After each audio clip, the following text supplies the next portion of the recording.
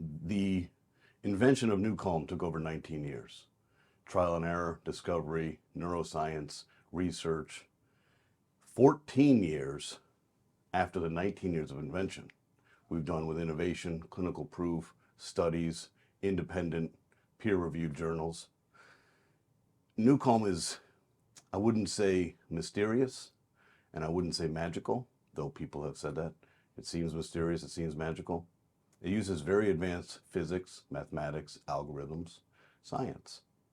And it uses this in a bed of software that lies underneath music. So the user hears music. You don't hear what we're doing. But this has an opportunity to present the brain with a signal that your brain happily follows. Okay? To do this, if you want to figure out a way to manage the most complex organ in the history of this earth, the human brain, you'd better bring a tank to a knife fight. So it took the quantum physicist, naturopath, neuroscientist, the esteemed Dr. Blake Holloway, 19 years to figure this out. And for the past 14, we've refined it. We all feel stress. And then when we are in a high stress state, it's almost impossible for us to downregulate our stress. So the genesis and the impetus behind the invention of NuCalm was all derived by taking the traumatized brain, which is typically comorbid with addiction, and bringing that brain to a place of healing. NuCalm had nothing to do with the commercialization of a product. It had everything to do with the solution of a physiological problem. So if you think about humans and how we live and how we operate, over the course of time and history, we've never really been able to downregulate and upregulate our brainwave. We have always relied on external stimulation. If we want to increase our brainwave function, we drink caffeine, espresso, Red Bull, 5-hour energy. If we want to decrease our brainwave function, we drink alcohol, sedative. If we don't want to feel depressed, we take an antidepressant. If we don't want to feel anxious, we take an anti-anxiety. If we have sleep issues, we take a sleeping pill. So since the dawn of humankind, we have relied on external stimulation to upregulate and downregulate our brainwave. NuCalm is the answer to literally choosing, using a mobile app and headphone, how do I want to feel right now? And how do I want to do this without any drug side effect or negative consequence? Neuroacoustic software was derived by our company. We created that whole terminology. We did it because when you're pioneering something so profound, there is no point of reference. That's one of the challenges of being a pioneer. So neuroacoustic software describes the complexity of what we do because we're not using a singular channel.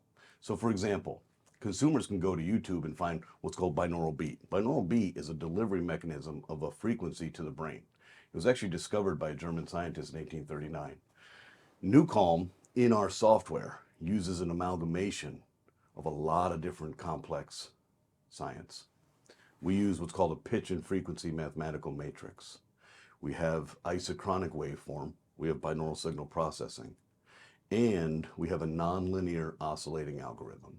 What does all this mean? It means that the brain has a tremendous ability to find patterns, and then once it finds a pattern, find shortcuts. So when you buy something online that's binaural beat or YouTube, you'll find that the first couple times you listen to it has a very profound effect. And then you reach diminished returns and it doesn't work because the brain has figured out that pattern.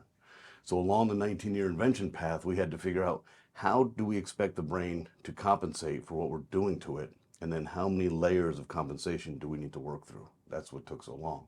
So the neuroacoustic software terminology talks about a lot of different complex science inside a software. And the software, for a point of reference, a typical song, if you download from Apple, would be 5, 6, 7, 8, maybe even 10 megabytes.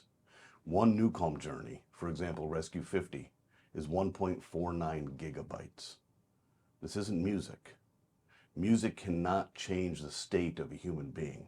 It can elevate your mood, but it cannot change your mental state. So if you're in a state of high panic or worry or confused or insecure, isolated, whatever it is, and you're oscillating at a fast frequency, listening to music cannot take you to a relaxed state. That's a physiological impossibility. This isn't about the music. The music is a distraction and an ability for you to enjoy the experience.